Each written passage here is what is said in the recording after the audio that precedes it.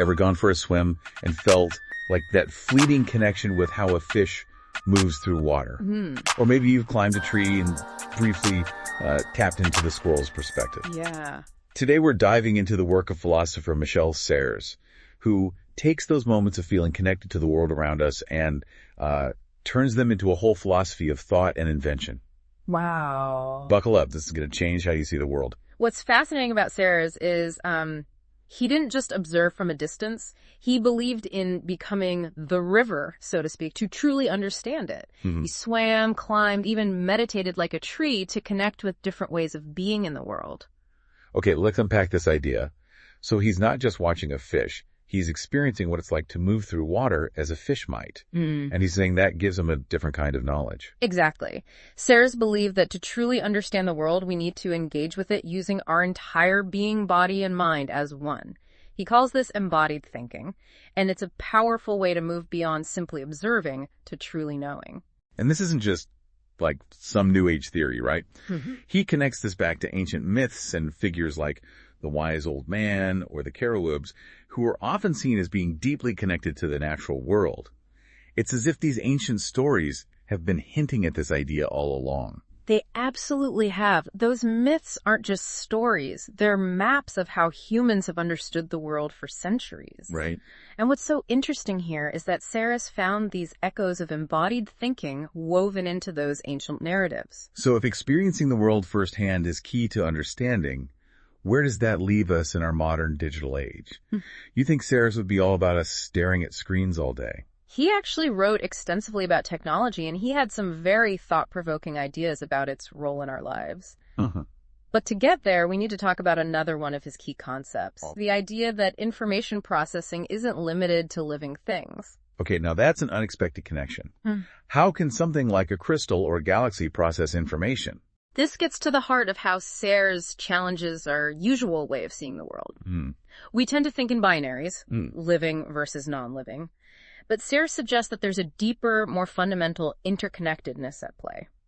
He argues that there are universal rules governing information, and those rules apply whether we're talking about a tiny bacteria or a massive galaxy. So instead of separate categories, it's more like everything exists on this spectrum of information processing. Precisely. And this interconnectedness is key to understanding how Serres viewed thought and invention. He believed that we're all part of this vast flow of information, constantly receiving it, processing it, and transforming it. So how do we make sense of it all? We're bombarded with information every day. Do we just become passive receivers? That's where the real work begins. Right. Serres compares the thinker to a shepherd. Imagine a shepherd with a flock of sheep. Right. Each sheep representing a thought, an idea, or an experience. Okay, I can picture it. But what does a shepherd have to do with thinking? Think about the shepherd's job. Okay. They have to manage this diverse, constantly moving flock, keeping them together, guiding them. They don't let the sheep just wander aimlessly. So the thinker, like the shepherd, needs to wrangle those thoughts, bring them into some kind of order. Yes, and that's the challenge of synthesis, isn't it? Right. We live in a world overflowing with information. We do. To make sense of it, we have to find patterns, make connections, and shape our understanding into something coherent. It's not enough to just have a bunch of random thoughts bouncing around in our heads. We have to actively engage with them, make them meaningful. Absolutely. It's about moving beyond simply absorbing information to creating something new. And Serres uses a fascinating metaphor to describe this process. He compares it to climbing a ziggurat. Now, those are those ancient Mesopotamian temples, right? Yes. Those massive structures with steps leading to the top. Exactly. What do ziggurats have to do with thinking?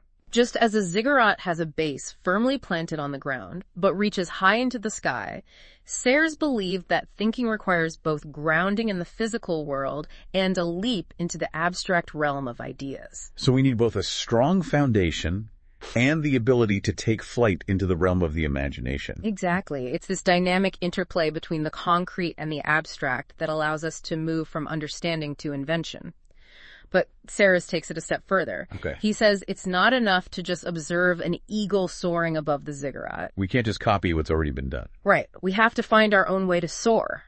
We have to transform what we learn from observing the world into something new, something uniquely our own. So how do we do that? How do we take those experiences, those connections, and turn them into something truly innovative? That's where things get really interesting, and where our dive into the mind of Michel Serres continues. We'll be right back to explore his ideas on invention, the unexpected power of the virtual, and the crucial role that technology plays in shaping how we think. Welcome back.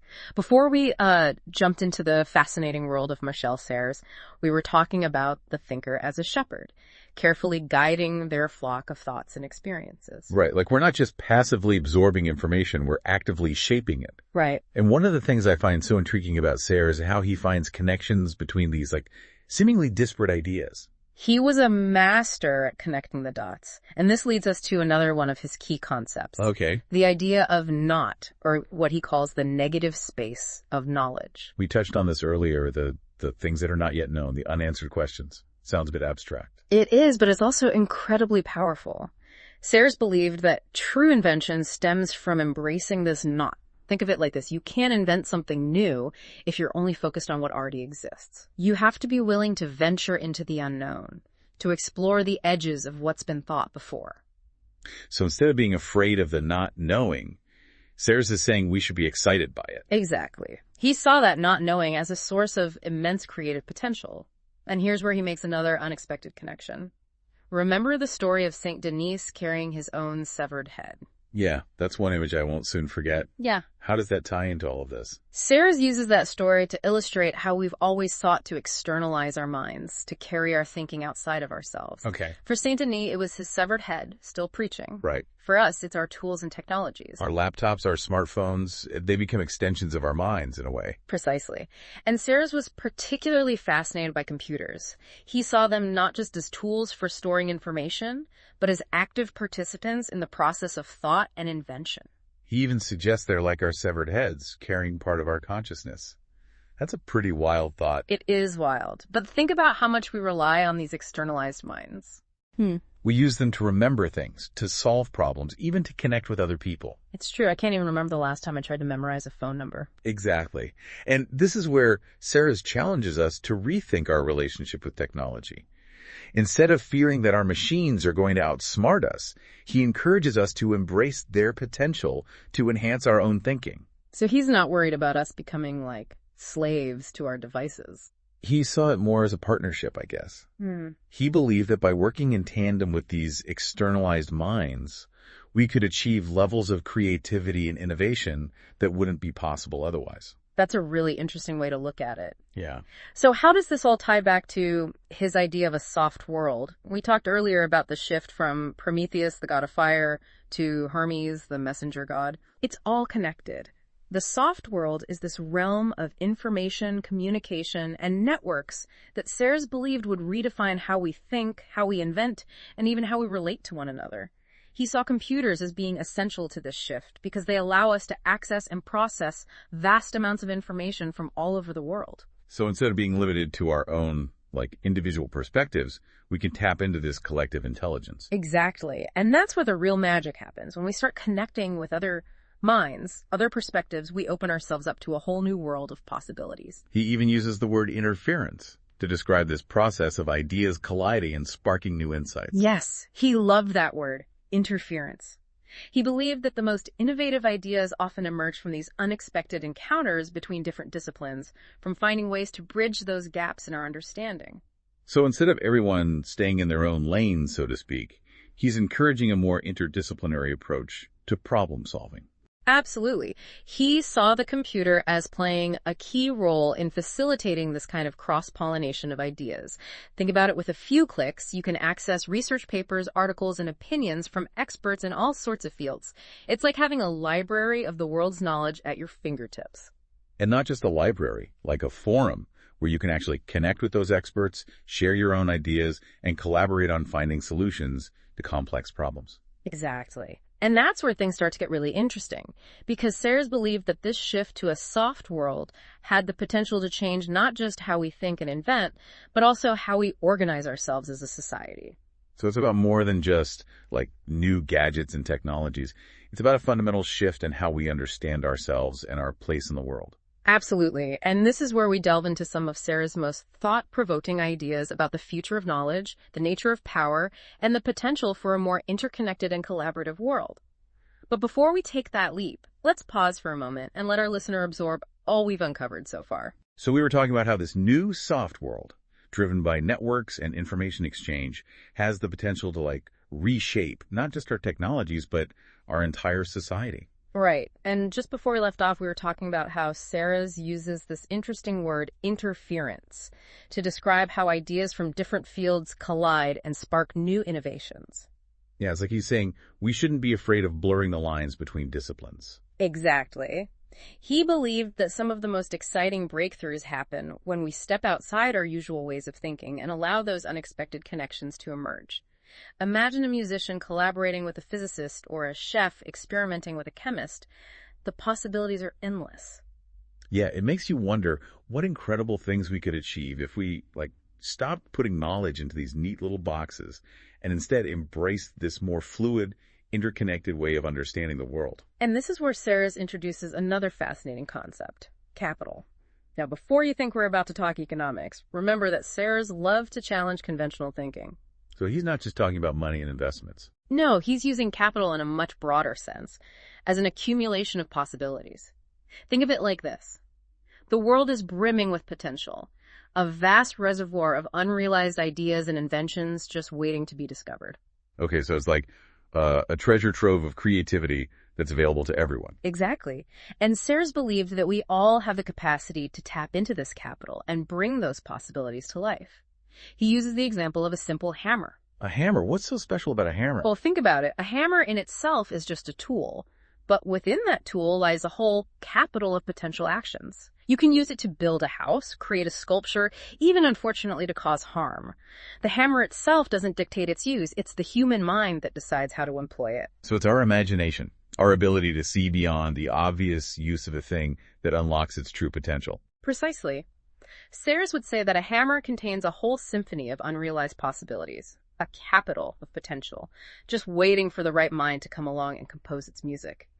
And that's what sets humans apart, this unique ability to perceive and actualize the potential in the world around us. It's not just about being intelligent. It's about being imaginative, creative, and seeing possibilities where others might only see limitations. Exactly. And here's the exciting part. Serres believed that this capital of possibilities is not finite. It's constantly expanding as we invent, create, and connect with new ideas. So the more we innovate, the more potential we unlock for further innovation. Yeah. It's like a self-perpetuating cycle of creativity. Exactly. And this is where his ideas about the soft world come full circle. The more interconnected we become, the more access we have to this vast capital of possibilities. It's like we're all contributing to a collective pool of knowledge and inspiration that anyone can draw from. It's a powerful vision of a future where collaboration and knowledge sharing become the driving forces behind progress. And a future where power isn't concentrated in the hands of a few, but distributed amongst everyone who chooses to participate in this network of knowledge creation. That's a radical idea. It makes you wonder what our institutions, our governments, our entire social structure might look like if we fully embraced this Serresian vision of a soft world. It's certainly a challenge to our traditional ways of thinking about power and organization, but as Serres reminds us, true invention often requires us to venture into the unknown, to embrace the dizziness of uncertainty, and challenge the assumptions that hold us back. So as we navigate this increasingly complex and interconnected world, Serres leaves us with a powerful message: to embrace the softness, to foster those unexpected connections, and to never underestimate our own capacity for creative thought and invention. And to remember that we're not alone in this journey. We're part of a vast network of thinkers, creators, and innovators, all contributing to this ever-expanding capital of human knowledge and imagination. It's an inspiring thought, isn't it? That we each have the potential to shape the future, not through brute force or competition, but through collaboration, creativity, and a willingness to embrace the unknown. So as you encounter new information, new ideas, new challenges, remember to channel your inner Michel Serres. Ask those what-if questions. Look for those unexpected connections. And above all, never stop exploring the vast and wondrous capital of possibilities that surrounds us. Thank you for joining us on this deep dive into the brilliant and often baffling mind of Michel Serres. We'll leave you with this thought. What unexpected connections will you make today?